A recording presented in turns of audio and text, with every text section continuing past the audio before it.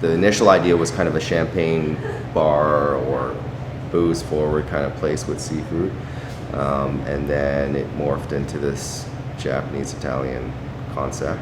I always kind of had this clandestine vibe. We wanted it to be mysterious and moody and have it be unexpected experience. We have to really think about how we're going to create a destination here and how we're going to pull people up the stairs. And we're always like looking at turning the aspects that might be considered a weakness into a strength.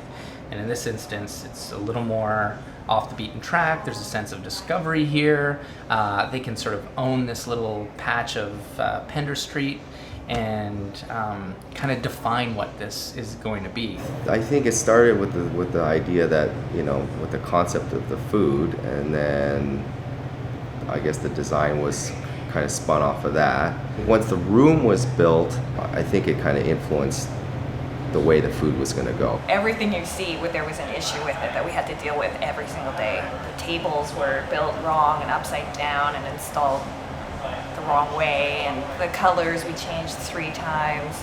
The stain, just trying to get the stain on the wood over there just perfect. I think we went through a million different samples and it took a long time to finally find the one we wanted. It's fairly narrow, so we start to program the space, which means like the layout, right? How people, where we put the tables and chairs, where we put the bar, where the kitchen goes.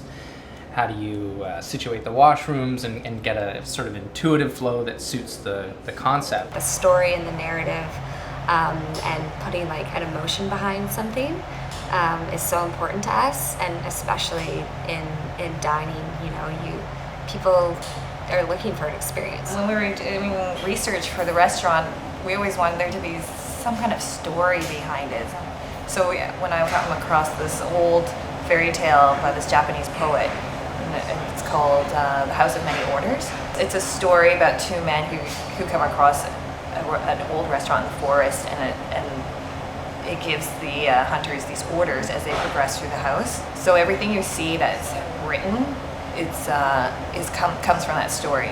There's nothing that anybody can do. We can have the most beautiful room, you can have the best food in the city, but if you can't get that traffic there, if you can't have people patronize the space because it's inaccessible or it's too obscure or it simply has too many roadblocks, then nothing matters. I don't know, it just all worked really well together.